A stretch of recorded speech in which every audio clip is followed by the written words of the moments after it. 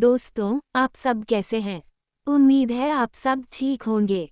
आज मैं आपको एक ऐसी कहानी सुनाऊंगा जो आपको हैरान कर देगी। पूरी कहानी सुने, क्योंकि एंडिंग सच में कमाल की है। और हाँ, आपकी कहानी सबसे अलग होगी। मेरा नाम अनिरुद्ध है। उस समय मैं 24 साल का था। जब मैं बहुत छोटा था, तब मेरे पापा गुजर गए थे। मेरी माँ ही मेरी दुनिया है। एक छोटे से शहर में हमारी जिंदगी बहुत आम थी। परिवार में टेंशन थी, लेकिन प्यार की कोई कमी नहीं थी। मेरी माँ की एक दोस्त थी, मैं उन्हें आंटी कहता था। बचपन से ही हमारे घर आना जाना, हंसना बोलना सब कुछ नॉर्मल था। जब मैंने कॉलेज खत्म किया और नौकरी ढूंढने शहर गया, तो उन्होंने ही मेरी मदद की। उन्होंने हर चीज में मेरा साथ दिया, रहने की जगह, जान पहचान। मेरी माँ ने कहा, वह एक अच्छे आदमी है, तुम उन पर आंख बंद करके भरोसा कर सकते हो। मैंने भी वही किया। शुरू में वह बहुत केयरिंग थे।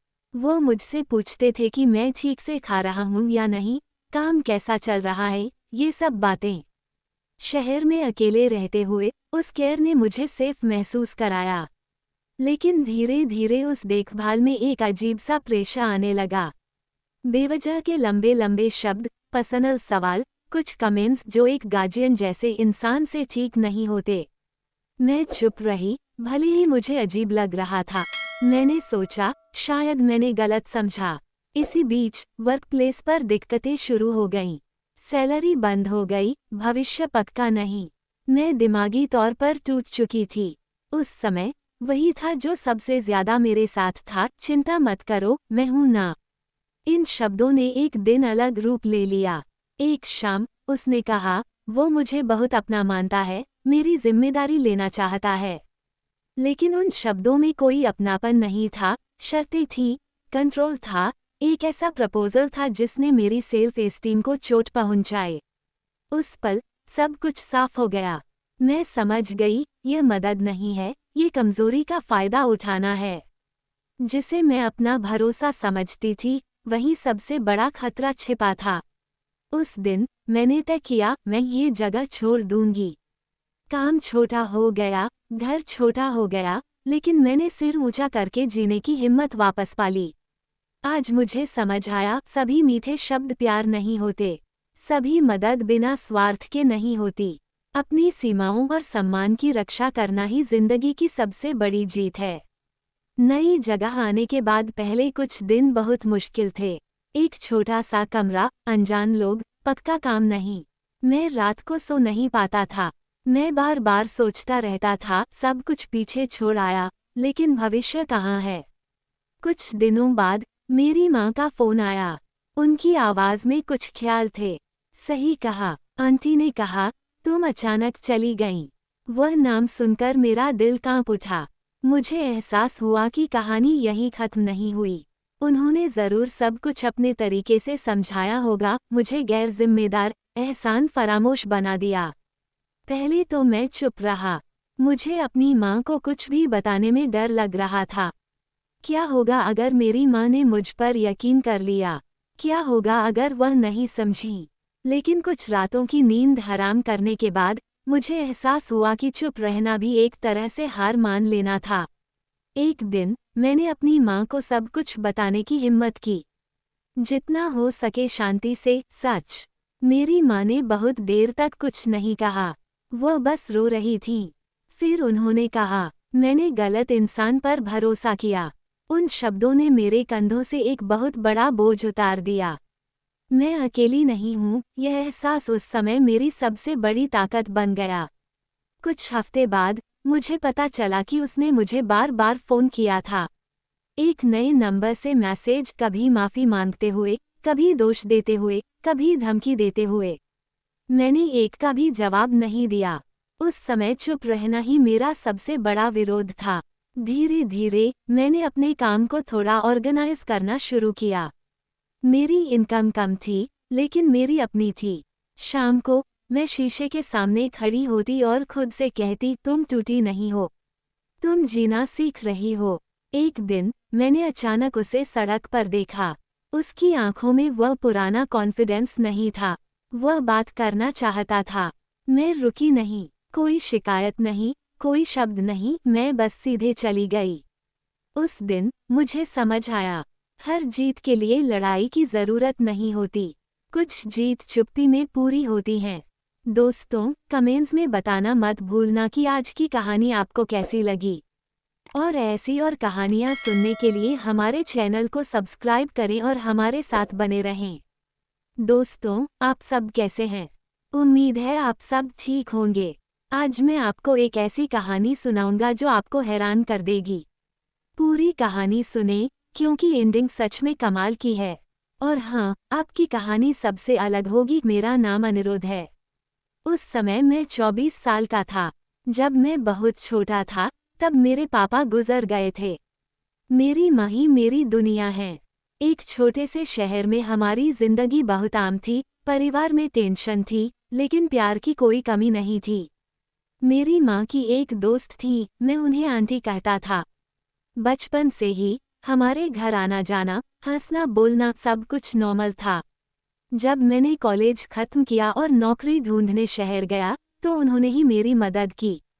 उन्होंने हर चीज में मेरा साथ दिया, रहने की जगह, जान पहचान। मेरी माँ ने कहा, वह एक अच्छे आदमी है, तुम उन पर आंख बंद करके भरोसा कर सकते हो। मैंने भी वही किया। शुरू में वह बहुत केयरिंग थे।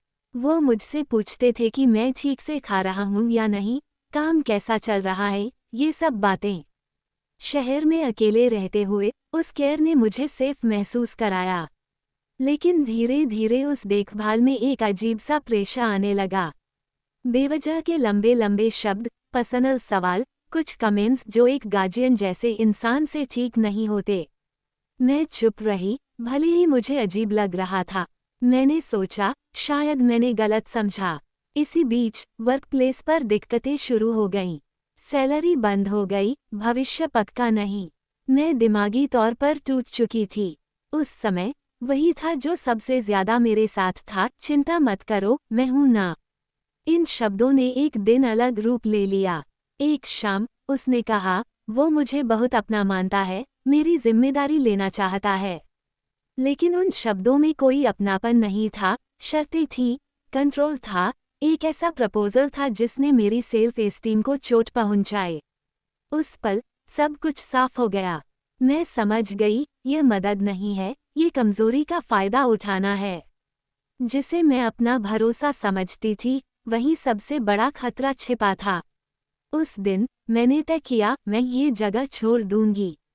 काम छोटा हो गया, घर छोटा हो गया, लेकिन मैंने सिर ऊंचा करके जीने की हिम्मत वापस पा ली। आज मुझे समझ आया, सभी मीठे शब्द प्यार नहीं होते, सभी मदद बिना स्वार्थ के नहीं होती। अपनी सीमाओं और सम्मान की रक्षा करना ही जिंदगी की सबसे बड़ी जीत है। नई जगह आने के बाद पहले कुछ दिन बहुत मुश्किल थे। एक छोटा सा कमरा, अनजान लोग, पक्का काम नहीं। मैं रात को सो नहीं पाता था। मैं बार बार सोचता रहता था, सब कुछ पीछे छोड़ आया, लेकिन भविष्य कहाँ है। कुछ दिनों बाद मेरी माँ का फोन आया। उनकी आवाज में कुछ ख्याल थे। सही कहा, आंटी ने कहा, तुम अचानक चली गईं। वह नाम सुनकर मेरा दिल कांप उठा। मुझे एहसास हुआ कि कहानी यहीं खत्म नहीं हुई। उन्होंने जरूर सब कुछ अपने तरीके से समझाया होगा, मुझे गैर जिम्मेदार, एहसान फरामोश बना दिया। पहले तो मैं चुप रहा। मुझे अपनी माँ को कुछ भी बताने में डर लग रहा था। क्या होगा अगर मेरी माँ ने मुझ पर यकीन कर लिया? क्या होगा अगर वह नहीं समझी? लेकिन कुछ रातों की नींद हराम करने के बाद मुझे एहसास हुआ कि चुप रहना भी एक तरह से हार मान लेना था। एक दिन मैंने अपनी माँ को सब कुछ बताने की हिम्मत की, जितना हो सके शांति से, सच। मेरी माँ ने बहुत देर तक कुछ नहीं कहा, वह बस रो रही थीं। फिर उन्होंने कहा, मैंने गलत इंसान पर भरोसा किया। उन शब्दों ने मेरे कंधों से एक बहुत बड़ा बोझ उतार दिया। मैं अकेली नहीं हूँ, यह एहसास उस समय मेरी सबसे बड़ी ताकत बन गया। कुछ हफ्ते बाद मुझे पता चला कि उसने मुझे बार बार फोन किया था। एक नए नंबर से मैसेज, कभी माफ़ी मांगते हुए, कभी दोष देते हुए, कभी धमकी देते हुए। मैंने एक का भी जवाब नहीं दिया। उस समय चुप रहना ही मेरा सबसे बड़ा विरोध था। धीरे धीरे मैंने अपने काम को थोड़ा ऑर्गेनाइज करना शुरू किया। मेरी इनकम कम थी, लेकिन मेरी अपनी थी। शाम को मैं शीशे के सामने खड़ी होती और खुद से कहती, तुम टूटी नहीं हो, तुम जीना सीख रही हो। एक दिन मैंने अचानक उसे सड़क पर देखा। उसकी आंखों में वह पुराना कॉन्फिडेंस नहीं था। वह बात करना चाहता था। मैं रुकी नहीं, कोई शिकायत नहीं, कोई शब्द नहीं, मैं बस सीधे चली गई। उस दिन मुझे समझ आया, हर जीत के लिए लड़ाई की जरूरत नहीं होती। कुछ जीत चुप्पी में पूरी होती हैं। दोस्तों, कमेंट्स में बताना मत भूलना कि आज की कहानी आपको कैसी लगी। और ऐसी और कहानियाँ सुनने के लिए हमारे चैनल को सब्सक्राइब करें और हमारे साथ बने रहें।